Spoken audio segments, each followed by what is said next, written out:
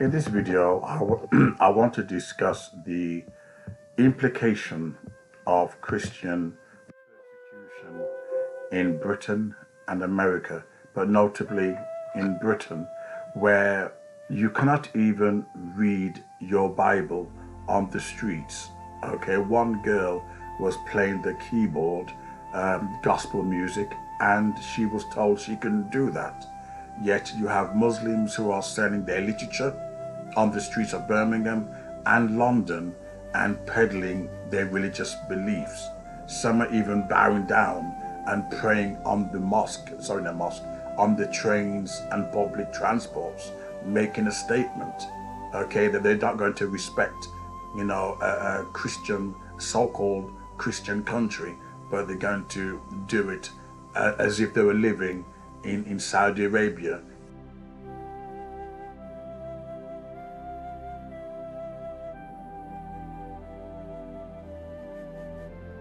Or Pakistan.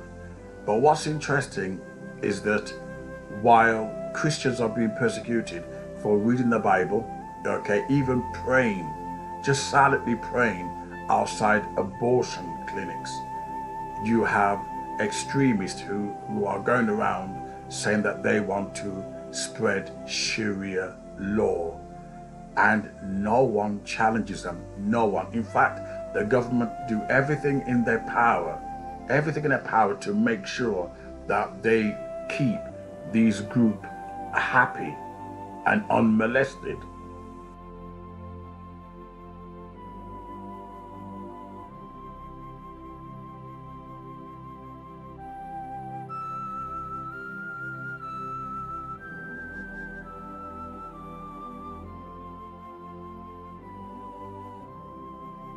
Now, Christians are persecuted in the workplace. Not only that, if you want to uphold biblical traditions and values, for instance, you want to believe that there's only two genders, and they set you up for it as well. They'll make sure that they target Christian doctors, where they get sacked for arguing there's only two genders. I've never known a Muslim who got sacked for saying there's only two genders. I've never known a Muslim who's ever been fired because of their religious beliefs. Only Christians.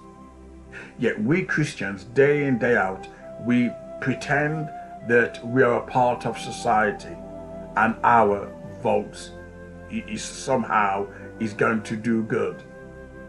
But we really, as Christians, we should be making sure that if the government are going to attack the church, attack Christian tradition, we should be withholding our votes. We should be lobbying the government to say, look, the church is independent.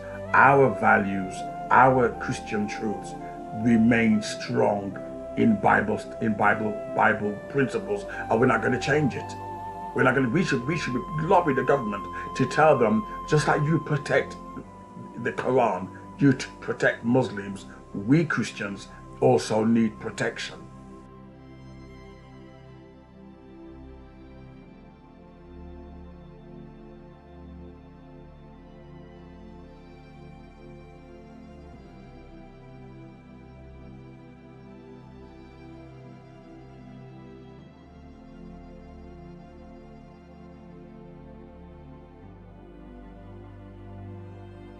Sadly, the church has become lukewarm. Sadly, the church has somehow become a cancel culture, woke and sensitive, because they're terrified that if they start to go against this liberal agenda, the churches will shut down. Because let's be honest, a lot of these Christian churches are charities. They are charities. They're not the house of God. They are charities, meaning you have to go by the charity code, diversity and tolerance of all sexuality, all faiths, all genders. If you discriminate, then your charity status gets removed. That's why the church compromises. It's not because they're scared that their faith will somehow be attacked. No, it's their charity status. And that's why the church has no power today. And that's the reason why a lot of people are leaving the church, becoming Muslims.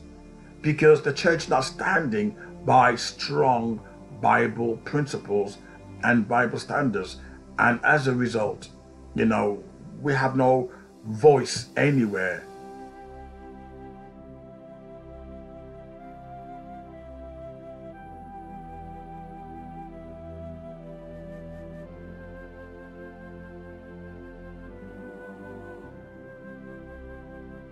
We should be electing pastors, and deacons who have a strong voice and who's against what we see out there in society.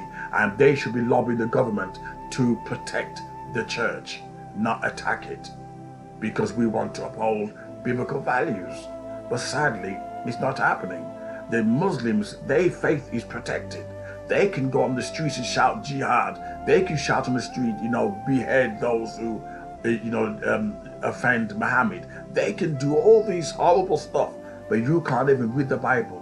You can't even pray in public. What does that tell you about the government that you're voting for? You as a Christian voting for this kind of government, you have to question you'd have to be insane that you're voting a government that is persecuting you, a government that don't respect your faith. Something must be wrong with your head. We really need to look back and say, why should I vote for this government? Why? If I can't hold my Bible in public, if I can't pray in public, if I can't share my faith like the Muslims can, why should I vote? If my Christian voice is silenced, why should I vote? If I'm regarded as a second-class citizen because of my faith, why should I vote? What can the government give me? How can they bribe a vote out of me? How? When I know that Christianity is seen as that people that laugh at it, you can do jokes about it, but you daren't laugh at Islam. You daren't make jokes against Muslims. But Christians, you can laugh at it till the cows come home. You can mock us till the cows come home. Why should you vote for the government? Why? And I leave that to your conscience. Why? What do you get out as a Christian that can see how powerful the Muslims are becoming? All these new cancel culture, censor culture does not affect Islam, does not affect Muslims. It only affects Christians.